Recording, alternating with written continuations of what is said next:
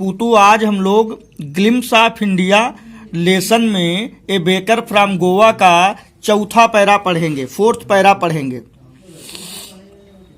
तो third para में हमने पढ़ा था कि बेकर दिन में 2 बार गांव में एंट्री करता है, सभी बच्चे उसे देखने के लिए जाते हैं। आइए फोर्थ पैरा पढ़ते हैं।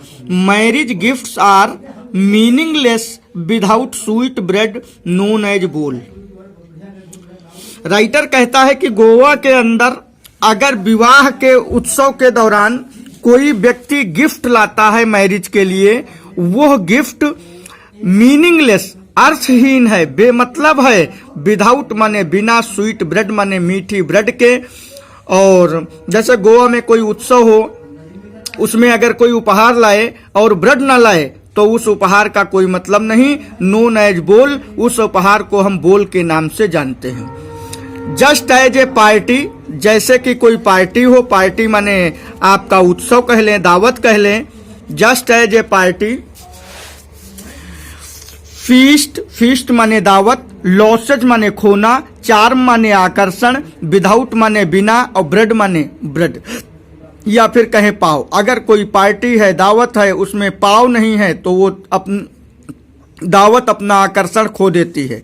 Not enough can be said to show how important a baker can be for a village. Not enough can be said, यह कहना पर्याप्त नहीं हो सकता to show how important a baker can be for a village, कि एक baker का गांव के लिए बहुत महत्वपूर्ण स्थान है। बेकर गांव के लिए बहुत महत्वपूर्ण है, क्योंकि जब ब्रेड के बिना कोई उत्सव नहीं, कोई पार्टी नहीं, तो जो है गांव में बेकर होना बहुत आवश्यक है।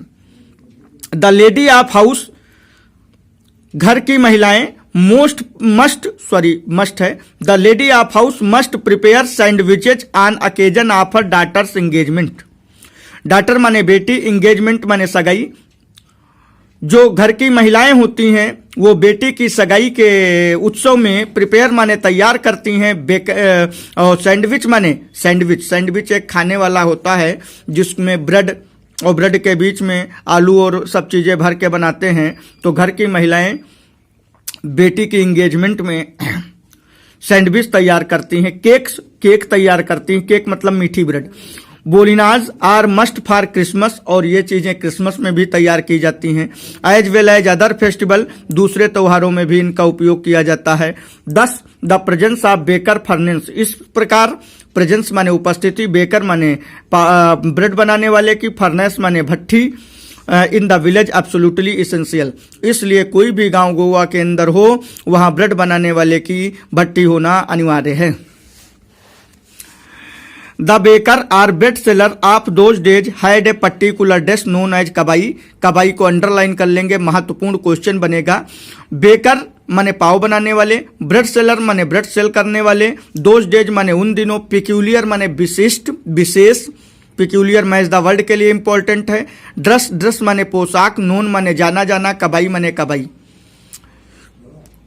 जो बेकर होते थे वो उन दिनों विशेष प्रकार की पोशाक पहनते थे, उस पोशाक को हम कवाई के नाम से जानते हैं। It was a single piece long frock, और ये सिंगल पीस में लंबी फ्रॉक होती है। कवाई क्या होता है? सिंगल पीस में लंबी फ्रॉक होती है।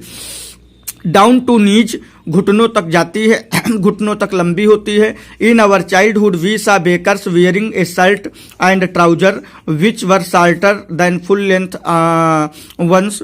अपने बचपन में हमने बेकर्स को वियरिंग माने पहने हुए देखा। ए शर्ट माने शर्ट, ट्राउजर माने पैजामा, which were shorter than full length, जो पूरी लंबाई से छोटा होता है। Even today anyone who wears half pant, आज भी, इवन टुडे माने आज भी अगर कोई व्यक्ति हाफ पैंट पहन लेता है, विच रीचेज जस्ट बिलो नीज, जो घुटनों तक जाती है, इनवाइस टू कमेंट, तो उस पर कमेंट माने टिप्पणी की जाती है। That he is dressed like a pader, कि उसने पेडर की तरह कपड़े पहने हुए हैं। पूतू आज हम लोगों ने ग्लिम्स ऑफ इंडिया लेसन में ये चौथा पैरा पढ़ा। आज पूतू इतना ही, आगे हम लोग कल पढ़ेंगे।